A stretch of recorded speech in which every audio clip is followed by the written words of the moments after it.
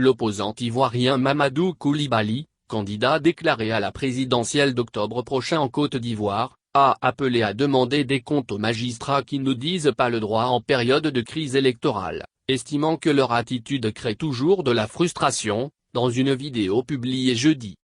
Il faut savoir que ce sont des magistrats qui sont à la tête du Conseil constitutionnel et c'est un magistrat aussi qui est à la tête de la commission électorale.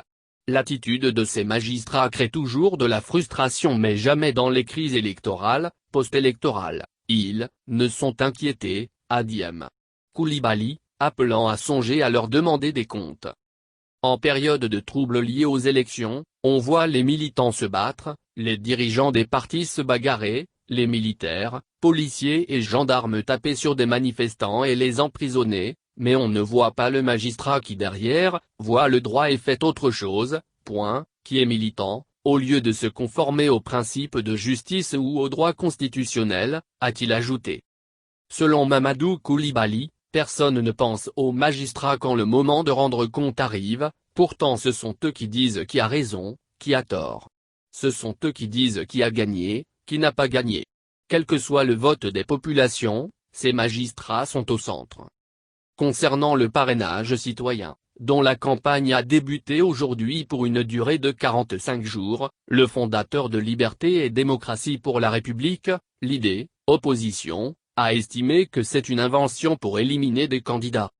Il a également déploré que la liste électorale définitive, support pour la recherche des parrainages, soit affichée vers le 26 septembre, alors que les candidatures doivent être déposées le 31 août.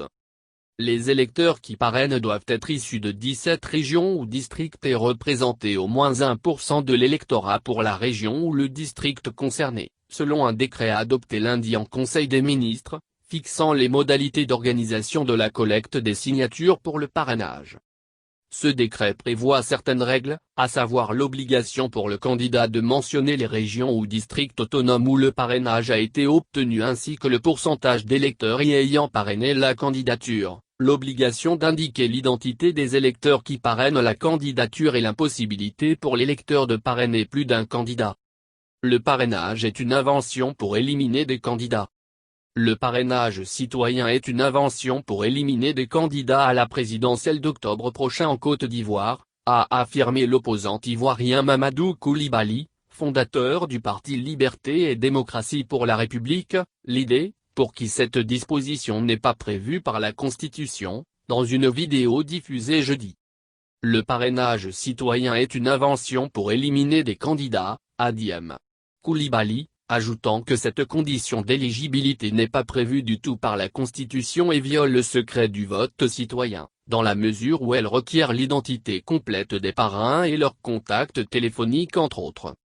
La loi dit que le vote est secret, a-t-il insisté, estimant qu'aucune disposition, d'un décret ne doit faire des choses non prévues par le code électoral, et aucune disposition du code ne doit prescrire des choses qui ne sont pas inscrites dans la Constitution.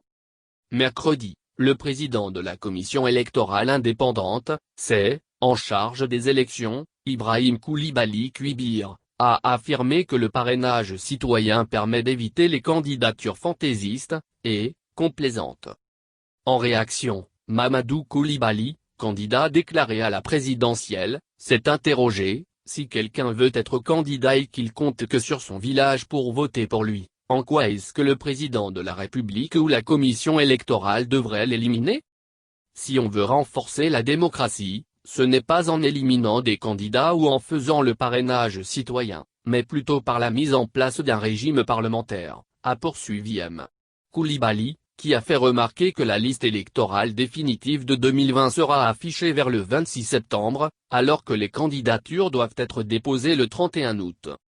Les électeurs qui parrainent doivent être issus de 17 régions ou districts et représenter au moins 1% de l'électorat pour la région ou le district concerné, selon un décret adopté lundi en Conseil des ministres, fixant les modalités d'organisation de la collecte des signatures pour le parrainage. Ce décret prévoit certaines règles, à savoir l'obligation pour le candidat de mentionner les régions ou districts autonomes où le parrainage a été obtenu ainsi que le pourcentage d'électeurs y ayant parrainé la candidature, l'obligation d'indiquer l'identité des électeurs qui parrainent la candidature et l'impossibilité pour l'électeur de parrainer plus d'un candidat.